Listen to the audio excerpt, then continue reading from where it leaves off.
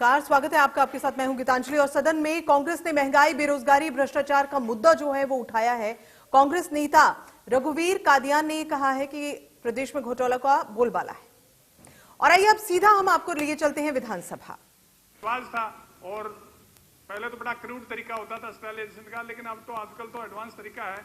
तो ये जो आवारा पशु हैं, इनका एक एज के बाद में वो प्रजनन की क्षमता धारण करें, उससे पहले उनको स्टरलाइज करवा दिया जाए। और ऐसे खतरनाक सांड आजकल तो हो रहे हैं, उनके सींग इतने तीखे हैं कि एक दो आदमी तो उनके सामने वैसे उनको घेरने की भी हिम्मत नहीं कर सकते। तो मेरा सुझाव है कि इसको थोड़ा सा सिस्टमेटिक और प्लान तरीके से गवर्नमेंट चलाए तो बहुत अच्छा होगा। धन्यवाद। अब माननीय मंत्री जी से निवेदन है कि जो सुझाव आए हैं या जो प्रस्ताव है उसके बारे में अपना। अध्यक्ष महोदय, आज का विषय हमारी बहन गीता मुक्कल जी ने जो उठाया है और बड़ी गंभीरता से इन्होंने बहुत सारे मुद्दे उठाए, मैं इनकी बातों से सहमत हूं कि तरह तरह की समस्याएं हमारे शहरी क्षेत्र के किसान भाई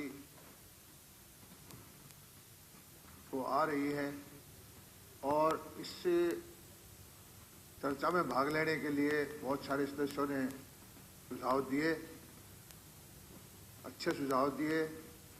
इनके सुझावों पर गंभीरता से विचार करके सरकार से जो कुछ करना होगा वो हम करेंगे। हरियाणा की कहावत है कि हरियाणा दूध दही का खाना है। वो आधारित हमारा सभ्यता है और आज जो लक्ष्य है कि किसान की आमदनी को बढ़ाया जाए, मैं समझता हूं कि इसमें गौपालन, पशुपालन प्रमुख है, क्योंकि जो दूध का उत्पादन जेनेटिकली सुधार करके उतने ही खर्चे पर आमदनी बढ़ा सकते हैं, तो ये सबसे ज़्यादा जल्दी होने वाला काम है और इस दिशा में हरियाणा सरकार गंभीर भी है। पहले गायों का जो अनुपयोगी बच्चे या बैल ये बूढ़े होते थे, उनका दूसरे प्रदेशों में ले जा करके वध हो जाता था। हमारी सरकार बनने के बाद सख्त कानून बनाया और दुर्भाग्य से समाज ने उन अनुपयोगी पशुओं को घर में रखने की बजाय सड़कों पर छोड़ना शुरू कर दिया और धीरे धीरे करके इसको ये समझ लिया लोगों ने कि ये सरकार करेगी, सरकार की समस्या है, जबकि ये करना चाहिए था पशुपालक को, समाज को, सामाजिक संस्थाओं को। सरकार का भी ठीक है कि सहायता होनी चाहिए, लेकिन कहीं न कहीं हम जो है इस चीज की तरफ निर्भर होते गए कि जो भी कुछ करेगी सरकार करेगी। अब हम सब का दायित्व है, सभी सदस्यों का, कि सबका सहयोग लेकर के ऐसा प्रण लें कि इस समस्या का समाधान मिलजुल करके हम करें और हरियाणा को जो सड़कों पर गौवंश है या जो बेसहारा पशु हैं उनसे मुक्त कराएं। और ये संभव है, ऐसा नहीं है कि सरकार के दायित्व में, जानकारी में ये विषय नहीं है। सरकार ने बहुत सारे कदम उठाए भी हैं। हमने इस विषय में लावारिस पशुओं के पुनर्वास के लिए नई गौशालाएं, नंदीशालाएं, गो अभयारण्य खोले हैं, जो समय समय पर हमने अभियान चला करके लोकल बॉडी के माध्यम से, पंचायतों के माध्यम से, सड़कों से और से इनको इकट्ठा करा के गौशालाओं में इनको स्थापित भी किया है। लेकिन बीच बीच में फिर वही स्थिति आ जाती है, कहीं न कहीं से कुछ लोग फिर उसी तरह से अपने बेसहारा या अनुपयोगी जो पशु हैं उनको छोड़ देते हैं। हमने गौ सेवा आयोग का गठन किया है और गौशालाओं की संख्या बढ़ाने का काम भी किया है।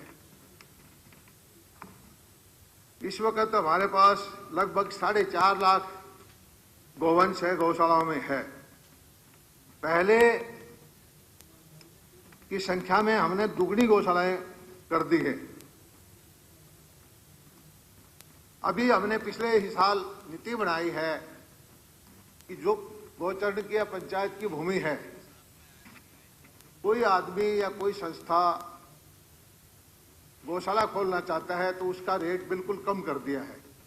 1000 रुपये प्रति एकड़ प्रति साल लेकर के 10 एकड़ तक जमीन कोई संस्था गौशाला के लिए लेना चाहे तो उसको डिप्टी कमिश्नर की अध्यक्षता में ही कमेटी को लोकल लेवल पर फैसला करने की उसको अथॉरिटी दे दी है।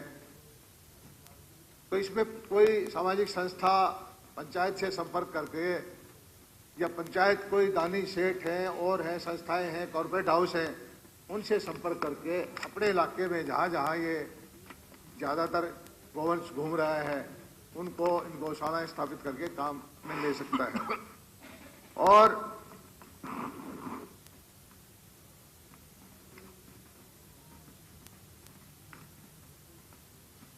जो गौशाला में हमारी कोशिश ये रही है कि गौशालाएं आत्मनिर्भर हों। ये हमारी सोच गलत है कि गोपालन जो है बाहर देता है। अभी जो हमारी जो एक अत्याधुनिक गौशालाएं हैं, खासकर यहीं पिंजौर में ही है, आप भी मैं सदस्यों से आग्रह करूंगा कि एक बार जरूर देख के आएं। इस गौशाला में यहाँ हमारे पंचकुला के बहुत सारे उद्योगपति हैं, उन्होंने सहयोग किया। इस गौशाला में गोबर की खाद से डीएपी बनाने का काम शुरू हुआ है, फॉस्फोरस रिच ऑर्गेनिक मैन्योर। उसको हमने टेस्ट भी करा लिया पंजाब यूनिवर्सिटी में 3-4 जगह की अलग अलग लैब में, और उससे हमें बहुत बड़ा फायदा होगा। एक तो विदेशी मुद्रा बचेगी और ऑर्गेनिक खाद मिलेगी, केमिकल फ्री होगी। इसी गौशाला में हमने स्थापित किया है नेचुरल पेंट बनाने का। केमिकल पेंट से दुनिया भर की बीमारियां लगती है। बड़ा शुद्ध व्हाइट पेंट आप जाके देखोगे तो उसमें पेंट बन सकता है। और इस पेंट को हम कोशिश करेंगे कि प्रचार प्रसार हरियाणा गौ सेवा आयोग करे, सरकार करे, या हमारे, जिससे कि गोवंश को आगे बढ़ने में काम हो। फिनाइल का यहाँ पर वो है, उत्पादन हो रहा है। और खास आजकल बात यह है कि जो हमारी gas authority of India limited है, इसने बहुत सारे लोगों से एमओयू साइन किया है। अच्छे खासे रेट पर उन्होंने गैस खरीदने का एमओयू किया हुआ है। कुछ लोग तो मेरे से संपर्क किया है कि जो आप हमें सिर्फ 15 एकड़ जमीन दे दीजिए और 5000 कम से कम हमें गोवंश दे दीजिए, कैसा ही भी हो, दूध वाला नहीं चाहिए, नंदी हो, बुजुर्ग हो, हमें सिर्फ गोबर चाहिए। और बाकी वो उसके जो गैस का प्लांट लगा करके कहते हैं कि हम गैस बना करके, खाद बना करके या पेंट बना करके हम गौशालाएं आत्मनिर्भर हो जाएगी। तो मुझे ये बड़ा उत्साहवर्धक लगा कि इस तरह की चीजें अगर हो जाती है, गौशालाएं आत्मनिर्भर हो जाएं। आज भी गौशालाएं जो है, बहुत सारे हमारे सामाजिक संस्थाएं हैं, बहुत दान करने वाले हैं, गौ माता मानने वाले लोग हैं, उनके सहयोग से 600 के आसपास गौशालाएं, 600 से ज़्यादा चल रही है। 4.5 लाख गोवंश में है। सड़कों पर हमारा आकलन के अनुसार कोई 1 लाख के आसपास, कभी वो घट जाता है, कभी बढ़ जाता है, इतना ही है। जब हम समाज 4.5 लाख गोवंश को अच्छी तरह से पाल सकता है तो इतना बड़ा विषय नहीं है कि हम 1 लाख को और नहीं पाल सके। हम सबको इस बारे में समाज को जागृत करने की जरूरत है, या जो संस्थाएं हैं उनको आगे लाने की जरूरत है। और उसके लिए हमने कानून बना दिया है कि इसके लिए आपको जमीन चाहिए, हम जमीन देंगे। पंचायत की महकमे की जमीन अवेलेबल है। मुझे लगता है कि अगले थोड़े बहुत साल, 1.5 साल के अंदर इतनी गौशालाएं खुल जाएंगी कि गोवंश की वजह से तो जो समस्या है ये दूर हो जाएगी, नहीं रहना चाहिए सड़कों पे।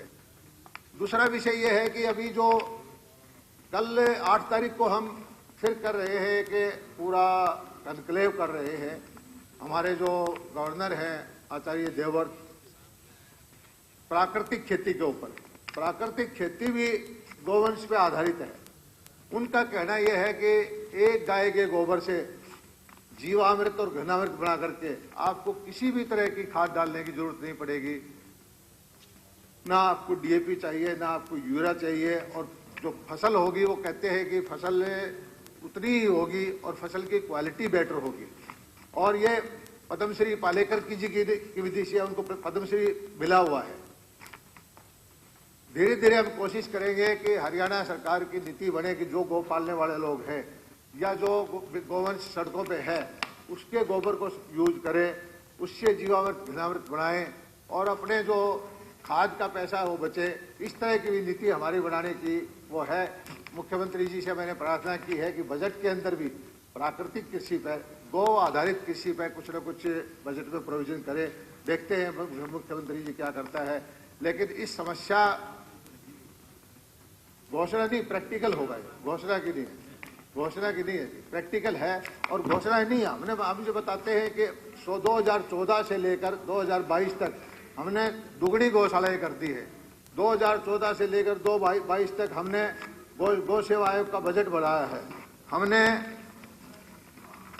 हम काम करते हैं जी सेक्स सॉर्टेड सीमेंट का, जो मेल को प्रजनन रोकने के लिए इसका रेट 800 रुपये था, उसको घटाते घटाते हमने 200 रुपये कर दिया है एआई के माध्यम से, ताकि मेल का प्रजनन ना हो, पैदा ही ना हो। बेसहारा पशुओं के नियंत्रण और पुनर्वास के लिए राज्य व जिला स्तरीय समन्वय समितियों का गठन कर दिया है। गोवंश टास्क फोर्स का गठन किया है और समय समय पर लोकल बॉडी से हम अभियान छेड़ते रहते हैं कि शहर के अंदर ज़्यादा गोवंश है या सड़कों पे है तो उसको इकट्ठा करके हमारे यहाँ गौशाला में, नंदीशाला में लेके आएँ। और इसी तरह से इस विषय पे जो दूसरे हैं, हमारे कुत्तों का भी विषय है, इसमें भी हमने बहुत सारे इनका स्टरलाइजेशन का समय पर अभियान चलाया है और लाखों उनको कुत्तों का स्टरलाइज किया भी है। काटने की समस्या बहन जी ने बताई, ये तो सही है। काटने वाले कुत्ते तो जो घर में पालतू कुत्ते वो भी काट लेते हैं। पिछले दिनों अखबार में पढ़ा कि एक पालतू कुत्ते ने उसको जान से ही मार दिया। तो जो कुत्ता प्रेमी है घर में रखेगा तो उसको कभी न कभी काटते तो रहते हैं, मालिक को ही मार दिया था। और इसी तरह से जो भी जिस विभाग का विषय है, चाहे वो लोकल बॉडी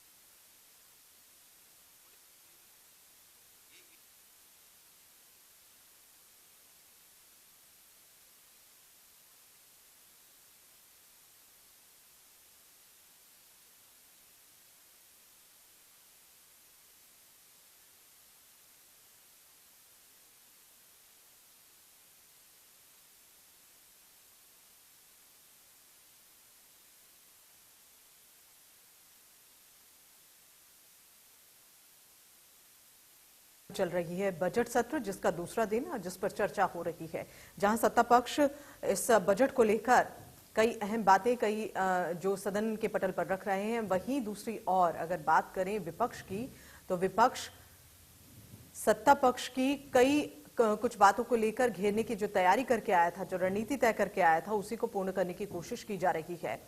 तर्क वितर्क यहां पर देखने को मिल रहे हैं। तो बजट सत्र का दूसरा दिन बहुत ही अहम, और आज जो इस बजट सत्र में जो चर्चा चल रही है, अभी आप देख रहे थे उसी के अंश यहाँ पर चल रही है सदन की कार्यवाही। घर बैठे ही सदन में क्या कुछ चल रहा है ये आप हमारे माध्यम से देख सकते हैं। हमारे चैनल के माध्यम से सदन की कार्यवाही हम आपको सीधी दिखा रहे हैं, किस तरह से तर्क वितर्क चल रहा है। सदन की कार्यवाही फिलहाल 1 घंटे के लिए बढ़ा दी गई है और जो आवारा पशु हैं उनका मुद्दा इस बार अभी जो बातचीत चल रही थी उसमें उठ रहा था। और जो आवारा पशु हैं उनकी वजह से कई बार सड़क दुर्घटनाएं देखी जाती हैं, कई तरह के हादसे होते हैं और इन आवारा पशुओं को जो सड़कों पर ये खुलेआम घूम रही हैं और लोगों को नुकसान कर रही हैं, इनके लिए सरकार ने किस तरह की नीति बनाई है, ये सवाल पूछ रहा है विपक्ष और बता रहा है कि किस तरह से वहां इन आवारा पशुओं की वजह से हादसे होते रहते हैं। और बेरोजगारी जो है एक अहम मुद्दा, जिसको लेकर जो विपक्ष है वो सत्ता पक्ष को घेरती नजर आई और घोटाले बाजों की भी बात हुई है। घोटालेबाजों पर किसी तरह की कोई कार्रवाई नहीं हुई है, ये कहना है विपक्ष का। आपको बता दें कि बजट सत्र का आज दूसरा दिन है। कल बजट सत्र की शुरुआत हुई थी और इस बजट सत्र के दौरान विपक्ष अपनी रणनीति यानी कि कांग्रेस अपनी रणनीति बनाकर उतरा सदन में और विधानसभा में। और इससे पहले भी अगर देखा जाए तो पहले से ही ये तय था कि बजट सत्र जो है वो हंगामेदार रहने की पूरी गुंजाइश बनी हुई थी। तर्क वितर्क हम लगातार वही बता रहे हैं आपको कि वो भी चल रहे हैं। राज्यपाल के अभिभाषण पर भी चर्चा।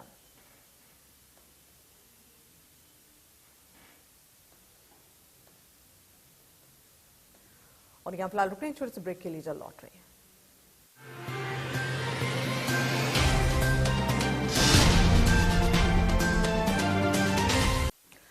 और सदन में कांग्रेस ने महंगाई, बेरोजगारी, भ्रष्टाचार का मुद्दा उठाया। कांग्रेस नेता रघुवीर कादियान ने कहा कि प्रदेश में घोटालों का बोलबाला है, जिसके जवाब में डिप्टी सीएम दुष्यंत चौटाला ने कादियान के सवालों का जवाब भी दिया। इस बीच दोनों नेताओं में मुद्दे को लेकर बहस भी देखने को मिली। कहीं सुना है जी आपने एसपीएससी एसएससी रिश्वतखोरी, कहीं चेयरमैन के लड़कियों की टेप हो रही है, कहीं दफ्तर में जो है पैसे मिल रहे हैं, कहीं रोजाना मतलब कोई एक अपॉइंट हमें लोग मिलते हैं, हमारे तेरा सिलेक्शन कैसे होगा? बोला जी न्यू हुआ, ऐसे हुआ, ऐसे हुआ, बदली कैसे होगी भाई? ऐसे होगी। मैंने एक साथी है जी, उसका दोस्त डिप्टी कमिश्नर लगा हुआ है। मैंने उसको कहा यार फलाना डिप्टी कमिश्नर तो फाइलों के पैसे लेता है। बोला मैं शाम को बताऊंगा। शाम का उसका टेलीफोन आया, अभी डीसी पैसे नहीं लेता, डीसी को तो हुक्म है, सुशासन सलाहकार बैठे हैं, ये जो कहेंगे वो फाइल निकलेगी। मंत्रियों के घरों में बिठा रखे होंगे, टेलीफोन सुन, आपके घर में ही बैठा होगा जी, कोई ना कोई सुन रहा होगा टेलीफोन।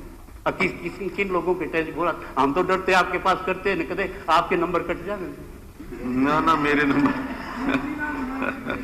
तो मैं ये जगह आपका इसलिए कर रहा हूं स्पीकर सर, विश्वास के ऊपर जो है जो भी अधिकारी है उसका नाम ले, उसको कार्रवाई करेंगे। आप कर दो ना। आपने सारी बातें ऐसी कह दी, आपने इंटरनल डेमोक्रेसी की बात कही, जहां आपके यहाँ डेमोक्रेसी नाम की चीज नहीं है, पूरी डेमोक्रेसी। आप करेंगे एक आदमी को इतना महान बना दिया आपने। अरे आपने तो इंदिरा इंडिया कह दिया, अरे इंडिया इंदिरा कह दिया, आप भारतीय सलाह दोगे इसमें? लेकिन हम सारा का सारा फिर भी वो कर रहे। लेकिन आप उस अधिकारी का नाम बताओ। आप पार्लियामेंट्री अफेयर मिनिस्टर हो, आपने तो बोलना ही नहीं चाहिए। वो जो हमारे डांडा साहब थे, हमारे साथी, वो मेरे ख्याल में 40 मिनट बोला, कोई नहीं बोला अपने बीच में। आप कभी आप खड़े हो जाते, कभी ये बोल देते, कभी ये कोई वो आएगा। लेकिन ऑफ ऑपोजिशन एक बात कह रहे हैं काजन साहब, एक सेकंड, एक जो चीज माननीय पार्लियामेंट्री अफेयर मिनिस्टर ने कही वो सिर्फ टू द पॉइंट था, जिसपे माननीय कादियान साहब ने, माननीय सदस्य ने बात कही कि डीसी पैसे लेता है या सुशासन जो वहां सहायक बैठा है वो पैसे लेता है। मैं चाहूंगा कि उनका नाम फ्लोर ऑफ द हाउस पे रखा जाए कि हम सख्त एक्शन भी ले, और अगर नहीं है तो मैं चाहूंगा सदन में मिसलीड करने के लिए इतने सीनियर मेंबर के खिलाफ भी कार्रवाई। ऑनरेबल स्पीकर, मैं बताऊंगा गवर्नमेंट की तरफ से ये आदेश हो कि हम सीबीआई की इंक्वायरी करवाएंगे, मैं नाम बताऊंगा, मैं लिखूंगा। नहीं हो सकता अध्यक्ष महोदय, ऐसी बात नहीं है। अध्यक्ष महोदय, आप जो है माननीय सदस्य अभी कह रहे थे भाई कि लेता है, मैंने कहा मैं कार्रवाई करवाऊंगा। तो आप जो है उनके अंदर हिम्मत होनी चाहिए कि और प्लेस करे नाम, हम करवाएंगे, चीफ तो सेक्रेटरी बैठे, इनको आज आदेश देंगे। आपने बहुत ज्यादा मेरे भाई हिम्मत, आपने तो दादा के दो फाड़ कर दी, आपने तो हिम्मत बहुत ज्यादा, आप पॉलिटिकल स्मार्ट साहब नहीं, आप भाई अगर आप गरिमा पार करेंगे मैं ज्यादा कहना नहीं चाहता, आपने क्या क्या किया, मैं ज्यादा कहना नहीं चाहता। अगर आप और इसी के साथ इस बुलेटिन में इतना ही, दीजिए इजाजत, नमस्कार।